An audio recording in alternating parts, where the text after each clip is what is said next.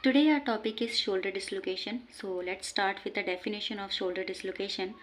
A dislocation means the head of the arm bone is out of the socket. ठीक है, socket हम किसे कह रहे हैं? ग्लिनॉइड कैविटी को. ठीक है, एक डायग्राम है, एक डायग्राम के थ्रू बहुत अच्छे से समझ में आएगा. ये क्या है? ह्यूमरस बोन का हेड है और ये है ग्लिनॉइड कैविटी. ठीक है, अब किसी भी ट्रोमेटिक या पैथोलॉजिकल कंडीशन में ये जो हेड है वो ग्लिनॉइड कैविटी से अगर डिस्प्लेस हो जाए या अपनी जगह से हिल जाए या कह लो कि ग्लिनॉइड कैविटी से आगे पीछे हो जाए तो उसे बोलेंगे हम शोल्डर जॉइंट डिसलोकेशन. ठीक है, अब शोल्डर जॉइंट में एक जो जॉइंट है वो सबसे ज़्यादा मेन इंपॉर्टेंट रोल प्ले करता है, वो है glenohumeral joint. Okay, gleno means glenoid cavity and humeral means humerus bone. ठीक है, अब अगर डिसलोकेशन हो रही है तो वो आधी हो सकती है या पूरी हो सकती है. ठीक है, अगर डिसलोकेशन आधी हो रही है तो हम उसे बोलेंगे पार्शियल डिसलोकेशन और अगर पूरी हो रही है तो उसे हम बोलेंगे कंप्लीट डिसलोकेशन. अब इसका थ्योरी पार्ट देखते हैं. Partial displacement means the head of the upper arm bone, that means humerus, is partially out of the socket. ठीक है, अब इसमें क्या हो रहा है, जो हेड है ह्यूमरस का वो पार्शली डिसलोकेट हो रहा है. ओके, नेक्स्ट क्या है? Complete dislocation. A complete dislocation means it all the way out of the socket. अब इसमें क्या हो रहा है, जो ह्यूमरस बोन है वो कंप्लीटली अपनी जगह से हिल जा रही है. ठीक है, कंप्लीट डिसलोकेशन हो रही है वहाँ पे. Both partial and complete dislocation cause pain and unsteadiness in the shoulder. अब चाहे डिसलोकेशन पार्शियल हो या कंप्लीट हो, ठीक है, वो क्या करेगी? पेन कॉज करेगी, साथ ही साथ शोल्डर में अनस्टेडीनेस भी कॉज करेगी. नेक्स्ट पॉइंट है टाइप ऑफ डिसलोकेशन. अब इसकी तीन मेन टाइप्स हैं: anterior dislocation, posterior dislocation and inferior dislocation. Anterior dislocation mostly traumatic conditions में होता है. ठीक है, किसी भी ट्रॉमा, फॉल या फिर वॉयलेंस की कंडीशन में या बोलो रोड ट्रैफिक एक्सीडेंट के केसेस में ज़्यादा होता है. ठीक है, पोस्टीरियर डिसलोकेशन इलेक्ट्रिक शॉक और एपिलेप्सी के केसेस में ज़्यादा होता है. और इंफीरियर डिसलोकेशन बहुत ज़्यादा रेयर है.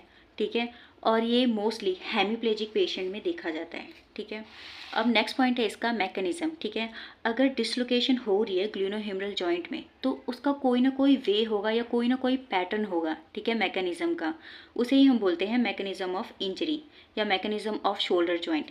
सबसे पहले हम देखेंगे एंटीरियर डिसलोकेशन का. एंटीरियर डिसलोकेशन में क्या है?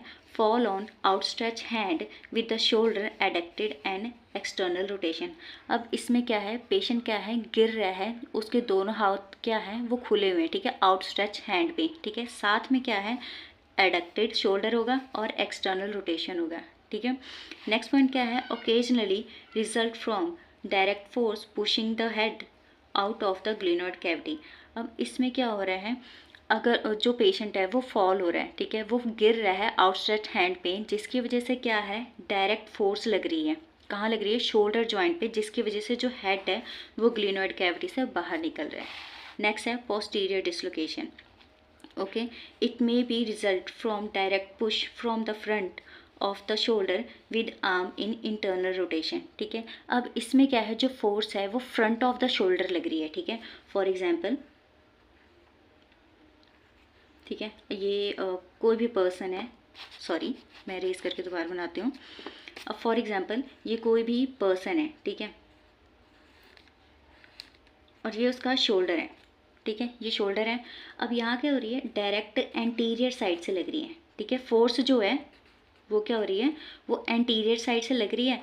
एंटीरियर साइड से फोर्स लगने की वजह से जो शोल्डर है वो पोस्टीरियर साइड को डिसलोकेट हो रहा है. ठीक है, पी मीन्स पोस्टीरियर. क्या हो रहा है, एंटीरियर साइड से फोर्स लगेगी और पोस्टीरियर साइड को डिसलोकेट हो जाएगी. इसे हम बोलते हैं पोस्टीरियर डिसलोकेशन.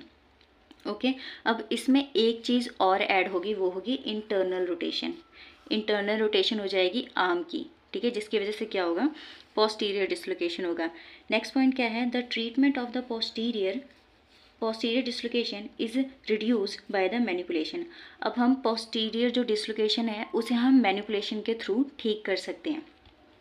नेक्स्ट क्या है, the dislocated shoulder is immobilised in sling for 2 to 3 weeks. ठीक है, अब आफ्टर मैनिपुलेशन, ठीक है, आफ्टर मैनिपुलेशन क्या करेंगे, हम शोल्डर को इमोबिलाइज कर देंगे 2 या 3 वीक्स के लिए with the help of sling. Third point क्या है इसका, it is more common in epilepsy and electric shock. Next point है inferior dislocation. This is rare type where the head comes lie in the subglenoid position. अब इसमें क्या है, बहुत ज़्यादा ये रेयर है सबसे पहले तो, और सेकंड क्या है, इसमें जो हेड ऑफ ह्यूमरस की जो पोजीशन है वो क्या है, सबग्लिनॉइड पोजीशन तक, मतलब यहाँ पे क्या आ रहा है, जो हेड है वो सबग्लिनॉइड की पोजीशन में आ जा रहा है। This is most common seen in hemiplegic patient. Next क्या है, पैथो एनाटमी। एनाटमी से पता लग रहा है कि हम एनाटमिकल स्ट्रक्चर्स की बात कर रहे हैं। एनाटमिकल स्ट्रक्चर्स की बात कर रहे हैं, दैट मीन्स हम पोजीशन की बात कर रहे हैं। पोजीशन मेनली हम किसकी देख रहे हैं, ह्यूमरल हेड की।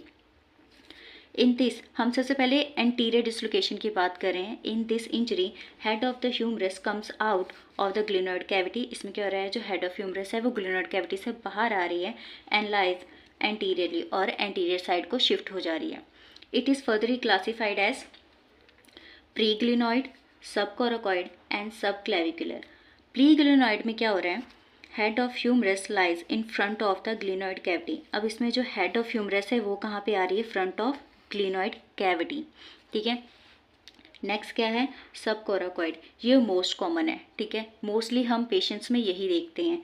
Head lies anterior below the coracoid process. अब इसमें जो ह्यूमरस का हेड है वो कहाँ पे आ रहा है, कोराकॉइड प्रोसेस के नीचे। नेक्स्ट क्या है, सब क्लेविकुलर। सब क्लेविकुलर या फिर हम इसे इंफ्रा क्लेविकुलर भी बोलते हैं, ये बहुत ज़्यादा रेयर टाइप है, ठीक है, और head lies below the clavicle. अब इसमें जो हेड की पोजीशन है वो कहाँ पे आ रही है, क्लेविकल के नीचे। नेक्स्ट पॉइंट है पैथोलॉजिकल चेंजेस। ओके, सबसे पहले इसमें क्या है, Bankart lesions, avulsion of anterior inferior labrum of the glenoid rim. अब एवल्जन का मतलब क्या होता है, चिप ऑफ बोन और चिप ऑफ सॉफ्ट टिश्यू अपनी जगह से हिल जाना। फॉर एग्जांपल किसी भी ट्रॉमेटिक कंडीशन में, ये ह्यूमरस का हेड है, ठीक है, किसी भी ट्रॉमेटिक कंडीशन में, ठीक है। अब ये क्या है, ये चिप ऑफ बोन है, ये भी एक बोन का पार्ट है जो कि क्या हो रहा है, ट्रॉमा की वजह से अपनी जगह से हिल जा रहा है, ठीक है। ट्रॉमा की वजह से अपनी जगह से हिल कर ये बाहर आ गया या फिर थोड़ा सा डिस्प्लेस हो गया, ठीक है, उसे हम बोलते हैं एवल्जन, ठीक है। अब इसमें बैंकार्ट लीजन में इसका, इस पॉइंट का क्या मतलब है, avulsion of anterior inferior labrum of the glenoid rim. अब जो लैब्रम है वो ग्लिनॉइड रिम पे अटैच होता है, ठीक है। डिसलोकेशन की वजह से एंटीरियर इंफीरियर लैब्रम जो है वो क्या हो जा रहा है, डिसलोकेट हो जा रहा है या अपनी जगह से हिल जा रहा है, ठीक है, उसे हम बोलते हैं एवल्जन, ठीक है। नेक्स्ट क्या है, Hill Sachs lesion. Hill Sachs lesion क्या है, this is a depression on the humeral head in its posterolateral quadrants. अब ये क्या है, एक डिप्रेशन है, ठीक है, जो कि मेनली ह्यूमरल हेड पे होती है और उसका जो मेन पॉइंट है वो कहाँ है, पोस्टीरोलेटरल क्वाड्रेंट में, ठीक है। Cause by the impingement of anterior edge of the glenoid, ठीक है। अब इसका मेन कॉज क्या है, डिप्रेशन का इम्पिंचमेंट है जो कि कहाँ पे हो रही है, anterior edge of the glenoid, ठीक है। अब नेक्स्ट पॉइंट क्या है, there may be associated injuries like, ठीक है। अब डिसलोकेशन के साथ साथ वहाँ पे और भी एसोसिएटेड इंजरीज होती हैं। अब वो इंजरीज कौन कौन सी होती हैं, सबसे पहले तो fracture of the greater tuberosity, rotator cuff tier. Rotator cuff tier बहुत ज़्यादा कॉमन है डिसलोकेशन में, ठीक है, और कॉन्ड्रल डैमेज, ठीक है। थर्ड पॉइंट क्या है, कॉन्ड्रल डैमेज है। अब बात करते हैं हम इसकी डायग्नोसिस की। नेक्स्ट पॉइंट इसका है डायग्नोसिस का, ठीक है। डायग्नोसिस इंपॉर्टेंट है, क्यों, क्योंकि इसी के बेसिस पे हमने इसका ट्रीटमेंट प्रोटोकॉल सेट करना होता है पेशेंट का। पेशेंट एंटर द ओपीडी और clinic with the. Next point है डायग्नोसिस का। डायग्नोसिस इंपॉर्टेंट है, क्यों, क्योंकि डायग्नोसिस के बेसिस पे ही हमने पेशेंट का ट्रीटमेंट प्रोटोकॉल सेट करना होता है, ठीक है। पेशेंट एंटर्स द ओपीडी और clinic with his affected shoulder abducted and the elbow affected supported with the opposite hand। अब क्या है इसमें, जब भी पेशेंट आपकी ओपीडी में शोल्डर डिसलोकेशन का आएगा तो उसमें क्या होगा, जो उसका शोल्डर है ठीक है, वो एबडक्टेड पोजीशन में होगा, प्लस जो उसका अफेक्टेड एल्बो होगा, ठीक है, उसे सपोर्ट कर रहा होगा ऑपोजिट हैंड, ठीक है, ताकि वहाँ पेन जो है वो कम हो। नेक्स्ट पॉइंट है history, fall on outstretch hand follow by the pain and inability to move the shoulder. ठीक है, मैंने आपको पहले ही बताया था जो शोल्डर डिसलोकेशन है मोस्टली ट्रॉमा की वजह से हो रहा है, और ट्रॉमा मोस्टली एंटीरियर डिसलोकेशन में देख रहे थे, जिसमें क्या है, जो फॉल ऑन आउटस्ट्रेच हैंड है। ठीक है, उसके साथ साथ पेशेंट को पेन होगा और जो पेशेंट है वो अपने अफेक्टेड शोल्डर को मूव नहीं कर पाएगा। इसमें एक पॉइंट और ऐड कर सकते हैं हम कि जो पेशेंट है वो अपने डिसलोकेटेड शोल्डर को टच नहीं करने देगा किसी को, क्योंकि वहाँ पे बहुत ज़्यादा सीवियर पेन हो रही होगी। नेक्स्ट पॉइंट है ऑन एग्जामिनेशन। ठीक है, अब जब जो थेरेपिस्ट या डॉक्टर है वो जब पेशेंट को एग्जामिन करेंगे तो वो उसमें और क्या क्या चीज़ें देखेंगे। Patient present with pain, patient pain के साथ होगा। Inability to move affected shoulder, ठीक है, वो अपने शोल्डर को मूव नहीं कर पाएगा जो अफेक्टेड होगा। The patient keeps his arm abducted, ठीक है, पेशेंट का जो आर्म होगी वो एबडक्टेड ही होगी, वो एडक्शन में कभी नहीं लेके जाएगा, क्योंकि एडक्शन के टाइम पे उसे बहुत ज़्यादा पेन होगी। On inspection, fullness below the clavicle due to the displaced head, ठीक है, ह्यूमरस के हेड के डिस्प्लेस होने की वजह से क्लेविकल के नीचे काफ़ी ज़्यादा फुलनेस होगी। This fullness can be felt by the rotating the arm. अब ये फुलनेस थेरेपिस्ट या डॉक्टर को कब फील होगी या कब पता चलेगी, जब वो उसके आर्म को रोटेट करेंगे पैसिवली या फिर एक्टिवली उसे रोटेट करवाएंगे। Axillary nerve may be injured and can result in paralysis of the deltoid. ठीक है, एक्सिलरी नर्व क्या है, वो उसका रूट क्या है, साइड ऑफ शोल्डर। ठीक है, अब शोल्डर डिसलोकेशन में क्या हो सकती है, उसकी भी इंजरी हो सकती है। इंजरी की वजह से पैरालिसिस हो सकता है डेल्टॉइड का। क्यों डेल्टॉइड का क्यों होगा, क्योंकि जो एक्सिलरी नर्व है वो मेनली सप्लाई करती है डेल्टॉइड को। नेक्स्ट पॉइंट आते हैं हम इसके स्पेशल टेस्ट पे। स्पेशल टेस्ट क्या होते हैं, ये मैनुअल टेस्ट होते हैं जो कि हम पेशेंट से मैनुअली करवाते हैं। सबसे पहले क्या है, Dugas test, inability to touch opposite shoulder. अब इसमें क्या है, जो पेशेंट है वो ऑपोजिट शोल्डर को टच नहीं कर पाएगा।